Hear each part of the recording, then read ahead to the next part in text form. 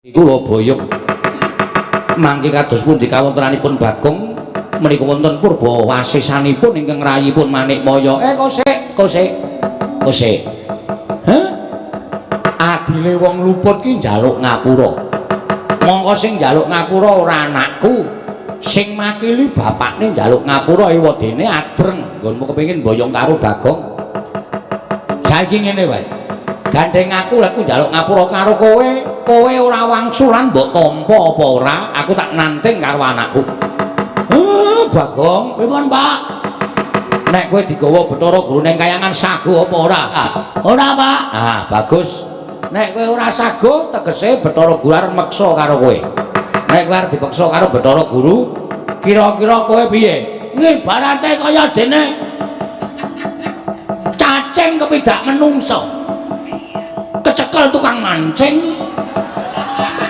dinggo umpan ora tekan nggone kanggo ngawata ngomong wae cacing kepidak menungso ki ngolet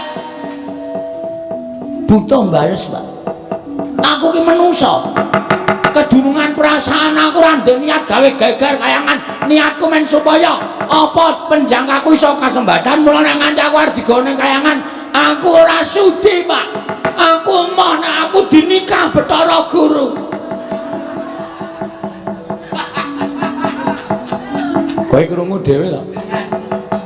Bagong anakku ora gelem tok gawa ning kayangan. Mula gandeng Bagong ora gelem, aku bapakne ya mbudidaya supaya kowe aja nganti kelakon boyong karo anakku. Mrai ngaten kula nyuwun pangapunten menawi kula kedah wantun kalian Kakang Semar. Kowe iki wani karo aku ki jane wis ket biyen. Ming mergo mbok kowe nggunakake tata krama basa sing alus, ning jane Semar iso maca legetaning atimu aku wis iso maca. Kowe wiwit aku ijik mapan ning kayangan ki jane kowe sengit karo aku, mula aku tok setrakake kanthi cara tok wadul karo bapak Sang Hyang Bathara Tunggal. Aku mbok arani kepengin dadi dewaning para dewa. Terus aku mbok fitnah. Kowe matur karo Sang Hyang Tunggal nek Semar karo utawa Ismaya karo Tedamaya do gelut padha rebutan kepengin dadi dewaning para dewa. Tumuli aku dihukum dening Sang Hyang Tunggal. Kon mangan pagering gunung jagat sisih wetan lan kon mangan pagering gunung jagat sisih kulon. Nganti bubrah ragaku kaya ngene tumuli aku mudhun ning kayangan.